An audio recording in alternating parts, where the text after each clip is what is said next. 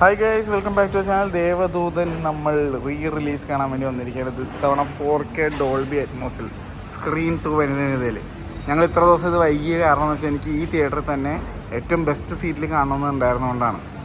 പണ്ട് 2000 ഡിസംബർ 22 എൻ്റെ അച്ഛൻ എന്നെ കൊണ്ടുപോയി കാണിച്ച പടമാണ് ഇത് തിയേറ്ററിൽ. അതിനുശേഷം ഇപ്പം ഞാൻ നൊസ്റ്റു സീനിൽ വന്നേക്കാനാണ്.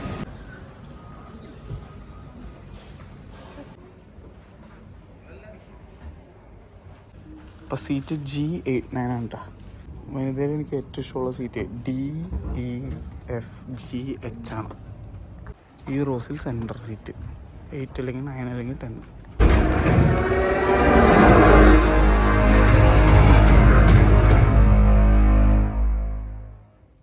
വർക്കിംഗ് ഡേ തിങ്കളാഴ്ച ആയിട്ട് കൂടി ഫ്രണ്ടിലത്തെ 2 റോ ഒഴികെ ബാക്കി എല്ലായിടത്തും ആളുണ്ടായിരുന്നു. Devadoothan remastered in 4K IAB DCP.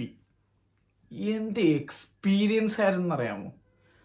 Visually and audio wise the best ever remastering I have seen in a Malayalam movie അല്ലെങ്കിൽ in a South Indian movie. തിയേറ്ററിൽ അന്യായ ഫീലായിരുന്നു. ഞാൻ കണ്ട തിയേറ്ററിൻ്റെയും ഗുണമുണ്ട്. Vanitha screen 2 Dolby Atmos with 4K laser projection വേറെ സീനായിരുന്നു. അന്യായ ഫീല്.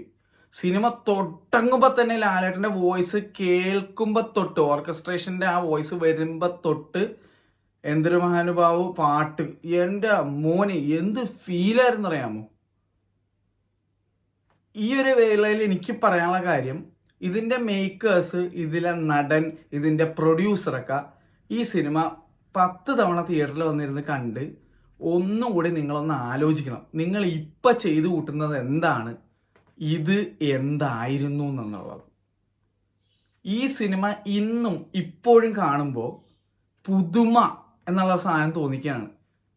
2000 ഇറങ്ങിയ സിനിമ ഡിസംബർ 22 ഡിസംബർ 22 2000 ഇറങ്ങിയ പടം ഇന്നേക്ക് 24 വർഷങ്ങൾ തയ്ക്കുന്നു.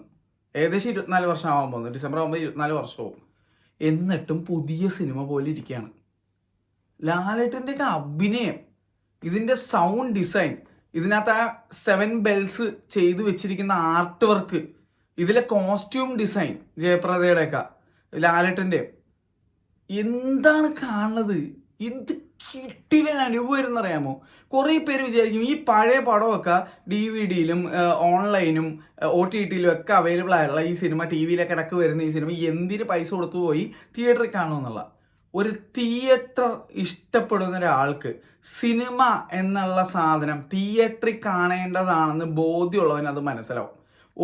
നിങ്ങൾക്ക് മനസ്സിലാവുന്നില്ലെങ്കിൽ ഒന്ന് ടിക്കറ്റ് എടുത്ത് പോയി ഇത് കണ്ടു നോക്ക്. അപ്പം മനസ്സിലാവും ഞാൻ ഈ പറയുന്നതിൻ്റെ ഫീലിംഗ് എന്താണെന്നുള്ള. ഒരു സിനിമാ ലവറോട് ഇത് പറഞ്ഞു കൊടുക്കേണ്ട കാര്യമില്ല. ലേമാൻ ആയിട്ടുള്ള ആൾക്കാരുടെ അടുത്താണ് ഞാൻ ഈ പറയണം. നിങ്ങൾക്ക് കുറേ പേര് അങ്ങനെ ഒരു ചിന്താഗതി ഉണ്ടെന്ന് എനിക്കറിയാം. അപ്പം എന്നോട് തന്നെ എൻ്റെ ഫ്രണ്ട്സിലുള്ള കുറേ ആൾക്കാരൊക്കെ പറയാറുണ്ട്, നിനക്ക് വല്ല വട്ടാണോ ഇതൊക്കെ, സിനിമാക്കാർ മറ്റേ പൈസ അടിച്ചു മാറ്റാൻ വേണ്ടി ചെയ്യുന്ന പരിപാടിയല്ലേ മറ്റേ മറിച്ചാന്നൊക്കെ. അല്ലാന്ന് ഞാൻ പറയും. അവരുടെ ബിസിനസ് സൈഡ് അവർ ചെയ്യുന്നുണ്ട്, ഓക്കെ. പക്ഷേ as A film lover, as A cinema lover, ഇത് ഏതൊരു സിനിമ തിയേറ്ററിൽ പോയി കാണുന്നതിൻ്റെ ആസ്വാദനം എത്ര വലിയ സെറ്റപ്പ് വീട്ടിലുണ്ടാക്കി വെച്ചാലും കിട്ടൂല. ഓരോ സ്പീക്കറിന് 50,000 60,000 രൂപ വില വരുന്ന സ്പീക്കേഴ്സ്, കോടികളുടെ രൂപയുടെ ഒരു സെറ്റപ്പ് ചെയ്ത് വെച്ചിരിക്കുന്ന സാധനം ആ ഒരു വലിയ സ്ക്രീനിൽ ഒരു കമേഴ്ഷ്യൽ ആയിട്ടുള്ള അല്ലെങ്കിൽ പ്രൊഫഷണൽ ആയിട്ടുള്ള ഒരു സ്ക്രീൻസ് എന്ന് കാണുന്ന എഫക്റ്റ് ഒന്നും ഒരിക്കലും വീട്ടിൽ കിട്ടൂല. വീട്ടിൽ നിങ്ങൾക്ക് ഒരു കുട്ടി ഹോം തിയേറ്ററൊക്കെ സെറ്റ് ചെയ്യുക, പക്ഷേ തിയേറ്ററിൽ പടം കാണുന്ന വൈബ് വേറെ തന്നെയാണ്. അത് എത്രയൊക്കെ എനിക്ക് നിങ്ങളെ പറഞ്ഞ് മനസ്സിലാക്കാൻ പറ്റുമെന്ന് എനിക്കറിയില്ല. പക്ഷേ ഈ സിനിമ കണ്ടപ്പോൾ എനിക്ക് ഇന്നിറങ്ങിയ ഒരു സിനിമ കണ്ട ഫീല് തന്നെയായിരുന്നു. ഞാൻ ഇഷ്ടപ്പെടുന്ന, ഞാൻ ആരാധിക്കുന്ന, എൻ്റെ വീട്ടുകാർ, ഞാൻ സ്നേഹിക്കുന്ന ലാലേട്ടനെ ഞാൻ ഇതിനകത്ത് കണ്ടത്. ഇപ്പോൾ ഉള്ള സിനിമകളൊക്കെ കാണുമ്പോൾ ഉണ്ടല്ലോ സങ്കടം തോന്നാറുണ്ട്. ഈ സിനിമ കണ്ടപ്പോൾ എനിക്ക് എൻ്റെ ഉള്ളിൽ 2 വശങ്ങളാണ്. ഒന്ന്, ഈ സിനിമയൊക്കെ കാണേണ്ടി വരികയാണല്ലോ എനിക്ക് ഞാൻ ഇഷ്ടപ്പെട്ടിരുന്ന ലാലേട്ടനെ കാണാനുള്ള ഒരു സങ്കടം. അതേസമയം ഈ സിനിമ കാണുമ്പോഴേക്കും ഈ സിനിമ ഇപ്പോൾ കാണുമ്പോഴും ഫ്രഷ് ആണല്ലോ എന്നുള്ള സന്തോഷം. ഈ രണ്ടും എൻ്റെ ഉള്ളിലുണ്ട്. അപ്പോൾ ഞാൻ വീണ്ടും പറയാണ്, ഇതിൻ്റെ പ്രൊഡ്യൂസർ സിയാദ് കോക്കർ, ഇതിൻ്റെ അഭിനയിച്ചിരിക്കുന്ന ലാലേട്ടൻ, ഇത് ഡയറക്റ്റ് ചെയ്ത സിബി മലയിൽ, നിങ്ങളൊക്കെയാണ് ഇത് ഒന്നും കൂടി ഇരുന്ന് കാണേണ്ടത് തിയേറ്ററിൽ പോയിട്ട് നല്ലൊരു പാക്ഡ് ഓഡിയൻസിൻ്റെ കൂടെ. അപ്പം നിങ്ങൾക്ക് മനസ്സിലാവും നിങ്ങൾ നേരത്തെ ചെയ്തു വെച്ചിരുന്നതും ഇപ്പം ചെയ്യുന്നതും. അതായത് ഈ സിനിമ റിലീസ് ചെയ്താണ്, ഇതിന് മുന്നേ നിങ്ങളൊക്കെ ഒരുക്കി കൊണ്ടുവന്ന സിനിമകളും ഇതും തമ്മിലുള്ള അന്തരം എന്താണ്, നിങ്ങൾ എവിടെ നിന്നിരുന്നവരാണ് ഇപ്പം എവിടെ നിൽക്കുന്നത് എന്നുള്ളത് നിങ്ങൾക്ക് സ്വയം ഒരു ബോധ്യം, ഒരു തിരിച്ചറിവ് ഉണ്ടാവും. ഞാനൊരു സിനിമ ലവർന്ന രീതിയിൽ ഞാൻ നിങ്ങളോട് പറയാം, എനിക്ക് നിങ്ങളോടൊരു ദേഷ്യമില്ല, എനിക്ക് സ്നേഹം മാത്രമേ ഉള്ളൂ. പക്ഷേ ഈ ലെവൽ പടം പിടിച്ച ആൾക്കാരാണ് ഈ അടുത്ത് നിങ്ങളുടെയൊക്കെ സിനിമ പോയി കണ്ടിട്ട് നിരാശയുടെ കൊടുമുടി കയറേണ്ട അവസ്ഥ വന്നത്. സങ്കടം തോന്നും അത് ആലോചിക്കുമ്പോൾ. പക്ഷേ ഇത്ര ലെജൻഡറി ആയിട്ടൊരു സിനിമ 2000 ഈ സിനിമ ഇറങ്ങിയപ്പോഴേക്കും വേണ്ടത്ര വിജയം കൈവരിക്കാതെ പോയ ഒരു സിനിമയാണ്. ഇന്നത്തെ രേഖ, എലിവിഴ പൂഞ്ചിറയുടെയൊക്കെ അവസ്ഥയായിരുന്നു അന്ന് ദേവദൂതന്. കാരണം എന്താണെന്ന് വെച്ച് കഴിഞ്ഞാൽ, എത്ര പേർക്ക് അറിയുമെന്ന് അറിയില്ല, Kerala state award for best film, best music director, best costume designer കിട്ടിയ സിനിമയാണ് ദേവദൂതൻ. പക്ഷേ തിയേറ്ററിൽ വേണ്ടത്ര രീതിയിൽ അല്ലെങ്കിൽ അറിയിക്കുന്ന രീതിയിൽ ഓടിയില്ല. എന്തൊരു ശോകമുള്ളേ. ഇതേ അവസ്ഥയായിരുന്നു രേഖയുടെയും ഇലവിഴ പൂഞ്ചിറയുടെയും. സ്റ്റേറ്റ് അവാർഡൊക്കെ കിട്ടി, ബെസ്റ്റ് ആക്ട്രസ്, ബെസ്റ്റ് സിനിമാറ്റോഗ്രഫി ഒക്കെ കിട്ടി. എന്നിട്ട് എന്തായി? എല്ലാവരും OTT വന്നപ്പോൾ എൻ്റെ വേറെ ലെവൽ പടം എന്നും പറഞ്ഞിരുന്നത്. അന്നത്തെ ഈ സിനിമയുടെ അവസ്ഥ, ഇത് കാസറ്റ് ഇറങ്ങിയപ്പോഴേക്കും എല്ലാവരും കണ്ടപ്പോഴേക്കും അയ്യോ വേറെ ലെവൽ പടം, ആ സീനായിരുന്നു. കൾട്ട് ക്ലാസിക് അല്ലെങ്കിൽ കൾട്ട് സ്റ്റാറ്റസ് ആണ് ഈ പടത്തിനുള്ളത്. One of the best movies in Malayalam. പക്ഷേ വിരലെണ്ണാവുന്ന ആൾക്കാരെ സിനിമ തിയേറ്ററിൽ കണ്ടിട്ടുള്ളൂ. സങ്കടം തോന്നും അത് ആലോചിക്കുമ്പോൾ തന്നെ. എന്തായാലും അന്നോ നിങ്ങൾ കണ്ടില്ല, ഇന്നെങ്കിലും ഈ സിനിമ തിയേറ്ററിൽ പോയി കണ്ട് സപ്പോർട്ട് ചെയ്യുക. നല്ല സിനിമ സപ്പോർട്ട് ചെയ്യുക. ഏറ്റവും വലിയ രസം എന്ന് വെച്ച് കഴിഞ്ഞാൽ ഇപ്പം ആഴ്ചയിൽ ഒരുപാട് സിനിമകൾ ഇറങ്ങുന്നുണ്ട്. ആ സിനിമകളൊക്കെ വെച്ച് നോക്കുമ്പോൾ ഇതെന്ത് സാധനമെന്ന് നിങ്ങളൊന്ന് ആലോചിച്ച് നോക്ക്. ഈ 24 കൊല്ലം മുന്നേ എടുത്ത സിനിമ ഇപ്പം ഇറങ്ങുന്ന സിനിമയൊക്കെ കടത്തി വെട്ടിക്കുന്ന രീതിയിൽ എടുത്തു വെച്ചിരിക്കുന്നത്. കാലത്തിന് മുന്നേ സഞ്ചരിച്ച പടം. ഇതേ അവസ്ഥ തരുന്നതായിരുന്നു ഗുരുയുടെ അവസ്ഥ. ഗുരുവൊക്കെ ഒന്ന് റിലീസ് ചെയ്ത് നോക്കെൻ്റെ മക്കളെ 4K ഈ IABയിൽ എന്ത് സീനായിരിക്കും എന്ന് പറയാമോ. കാലത്തിന് മുന്നേ സഞ്ചരിച്ച സിനിമയാണ്.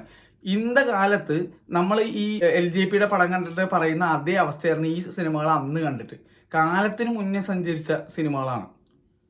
ഇത് ഒരു രക്ഷയില്ലാത്ത അനുഭവമായിരുന്നു. എനിക്ക് ഈ സിനിമയ്ക്ക് എത്ര രൂപ ടിക്കറ്റ് കൊടുത്താലും എനിക്ക് ഇന്ന് കിട്ടിയ ആ ഒരു എക്സ്പീരിയൻസ് അത് എല്ലാത്തിനും മറികടക്കുന്നതായിരുന്നു. എനിക്ക് അത്ര ഇഷ്ടപ്പെട്ടു. The best remaster I have seen. പക്ഷേ ഇതിന് അധികം ആയുസ് ഉണ്ടാവില്ല എന്നും കൂടി എനിക്ക് ഇന്ന് മനസ്സിലായി. കാരണം ഈ സിനിമ തുടങ്ങുന്നതിന് മുന്നേ നമ്മുടെ മണിച്ചിത്രത്താഴിൻ്റെ ട്രെയിലർ കാണിച്ച് എൻ്റെ അളിയ, അതും സ്കോപ്പ് റേഷ്യോ അല്ല, ഫ്ലാറ്റിൽ. അപ്പോൾ ഇത് വനിതയുടെ ഈ സ്ക്രീൻ ഒരു സ്കോപ്പ് റേഷ്യോ സ്ക്രീനാണ്, 2.39:1 ആണ്. പക്ഷേ മണിച്ചിത്രത്താഴിൻ്റെ ട്രെയിലർ പില്ലർ ബോക്സിങ് സൈഡിൽ 2 ബാർ വന്നിട്ട് മറ്റേ PXL ഒക്കെ കാണുന്ന ടൈപ്പ് ഫ്ലാറ്റ് റേഷ്യോ ഫോർമാറ്റിലാണ് കാണിച്ചത്. അപ്പോൾ തന്നെ ഞാൻ ഒരു കാര്യം ഉറപ്പിച്ച്, മണിച്ചിത്രത്താഴ് പോയി കാണേണ്ടത് PXL ആണെന്ന്. ആ IMAX ടൈപ്പ് വിഷ്വലാണ്. എൻ്റെ പൊന്നെ, അതിൻ്റെ സൗണ്ട് ക്ലാരിറ്റിയും അതിൻ്റെ വിഷ്വൽ ക്ലാരിറ്റിയും വേറെ സീനായിരുന്നു, വേറെ സീൻ. അപ്പോൾ ഈ ഒരു സിനിമയുടെ ഈ ഒരു റീമാസ്റ്റർ വേറെ ലെവലിലെ ആയുസ് കുറച്ച് നാളത്തേക്കുള്ളൂ. കാരണം അടുത്ത മാസം ഈ മണിച്ചിത്രത്താഴ് അങ്ങോട്ട് വരണതാണ്. പക്ഷേ അപ്പോഴും ഞാൻ പറഞ്ഞ ടിൽ ഡേറ്റ് ഇത് തന്നെയാണ്. പക്ഷേ മണിച്ചിത്രത്താഴ് കണ്ടു കഴിയുമ്പോൾ എനിക്ക് ഏകദേശം ഓർമ്മ, ഇതിൻ്റെ ട്രെയിലർ കണ്ടപ്പോൾ എനിക്ക് മനസ്സിലായി മണിച്ചിത്രത്താഴിൻ്റെ ഇതിനെയും കടത്തി അത് വെട്ടും എന്നുള്ളത്. രണ്ടും ലാലേട്ടൻ്റെ സിനിമകളാണ്. അപ്പോൾ വലിയ കോമ്പറ്റീഷൻ സംഭവങ്ങളൊന്നും ഇല്ല. പിന്നെ മണിച്ചിത്രത്താഴ് എന്ന് പറഞ്ഞാൽ ഒറ്റ വാക്കിൽ ഞാൻ ഡിസ്ക്രൈബ് ചെയ്യും, ഗോട്ട് ഓഫ് മലയാള സിനിമ. മലയാള സിനിമയിൽ ഇതിന് നല്ലൊരു സിനിമ വന്നിട്ടില്ല, ഇനി വരാനും പോകുന്നില്ല. കാരണം എല്ലാം തികഞ്ഞൊരു പടം എന്തെങ്കിലും ഉണ്ടെന്നുണ്ടെങ്കിൽ അത് എൻ്റെ മനസ്സിൽ മണിച്ചിത്രത്താഴാണ്. ആ സിനിമ കയ്യും കണക്കില്ല കണ്ടതിൽ. ഞാൻ മലയാളത്തിൽ ഏറ്റവും കൂടുതൽ തവണ കണ്ടിരിക്കുന്ന സിനിമയാണ്. ഏറ്റവും കൂടുതൽ തവണ എൻ്റെ ജീവിതത്തിൽ ഞാൻ ഏറ്റവും കൂടുതൽ തവണ കണ്ടിരിക്കുന്ന സിനിമകൾ കഹോനെ പേരെ, ഹൃത്തിക് റോഷനോടുള്ള ഇഷ്ടം കാരണം എന്നെ ആ സകലം എന്നെ എന്താ പറയുക, എന്നെ ഞെട്ടിച്ച ഒരു പടമാണ്. ഒരു പരിചയമില്ലാത്തൊരു മനുഷ്യൻ വന്നിട്ട് ഒരു നായകനായിട്ട് അഭിനയിക്കുന്ന ആദ്യത്തെ സിനിമയിൽ തന്നെ ഡബിൾ റോളും ഡാൻസും ബോഡിയും എല്ലാ പണ്ടാരമായിട്ടും ട്വിസ്റ്റും ഒക്കെ ആയിട്ട് വന്ന് എന്നെ ഞെട്ടിച്ചെതറിപ്പിച്ച ഒരു പടമായിരുന്നു കവനെ പറയാം. ഞാൻ ആ മനുഷ്യനായിട്ട് അന്ന് സ്നേഹത്തിലായതാണ്, അന്ന് ആ മനുഷ്യനെ ആരായിച്ചു തുടങ്ങിയതാണ്. ഇന്നും ആ സ്നേഹം എനിക്ക് ഇപ്പോഴും ഉണ്ട്. അപ്പോൾ ആ സിനിമ കണ്ടതിന് എനിക്ക് കയ്യും കണക്കില്ല. അത് കഴിഞ്ഞ് ഞാൻ ഏറ്റവും കൂടുതൽ തവണ കണ്ടിരിക്കുന്നത് മണിച്ചിത്രത്താഴാണ്. ലാലേട്ടനെ ഇഷ്ടമുള്ളതുകൊണ്ട് മാത്രമല്ല, അതൊരു ഗോട്ട് മൂവിയാണ് എൻ്റെ മനസ്സിൽ. അതിനപ്പുറം വേറെ ഒരു പടമില്ല മലയാളത്തിലെ എനിക്ക്. അപ്പോൾ ഈ സിനിമകളൊക്കെ ഇങ്ങനെ തിരിച്ചു വരുമ്പോൾ ആസ് എ 90s കിഡ്സ് 1989 ജനിച്ച എനിക്ക് വേറെ ലെവൽ എക്സ്പീരിയൻസ് ആയിരുന്നു. അപ്പോൾ ഈ സിനിമയുടെ ഫിലിം പ്രിസർവ് ചെയ്ത് ഇത്രയും കാലം വെച്ച് അത് ഇത്ര മനോഹരമായിട്ട് റീമാസ്റ്റർ ചെയ്ത ഈ കംപ്ലീറ്റ് ടീമിൽ പ്രവർത്തിച്ച എല്ലാവർക്കും ഒരു വലിയ കൈയടി. കാരണം വേറെ സീൻ തന്നെയായിരുന്നു. നിങ്ങൾ ചെയ്ത വർക്ക് ഈ സിനിമ തിയേറ്ററിൽ ചെന്ന് കാണുമ്പോൾ കാണാനുണ്ട്. അത്രയും കിട്ടില്ലൻ remaster, both sound and visually.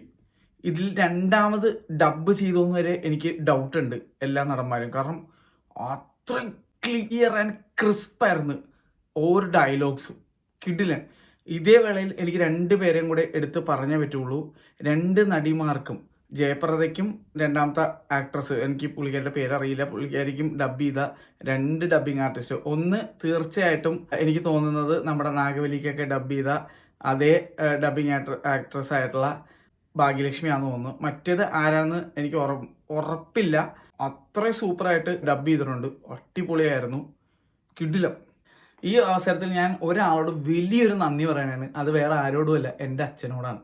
കാരണം എൻ്റെ അച്ഛൻ ഇന്ന് ജീവിച്ചിരിപ്പുണ്ടായിരുന്നെങ്കിൽ അച്ഛന് ഭയങ്കര സന്തോഷമായിരുന്നു. കാരണം ഈ സിനിമ ദേവദൂതൻ എന്നെ ആദ്യ ദിവസം തന്നെ തിയേറ്ററിൽ കൊണ്ടേ കാണിച്ചാണ് എൻ്റെ അച്ഛൻ.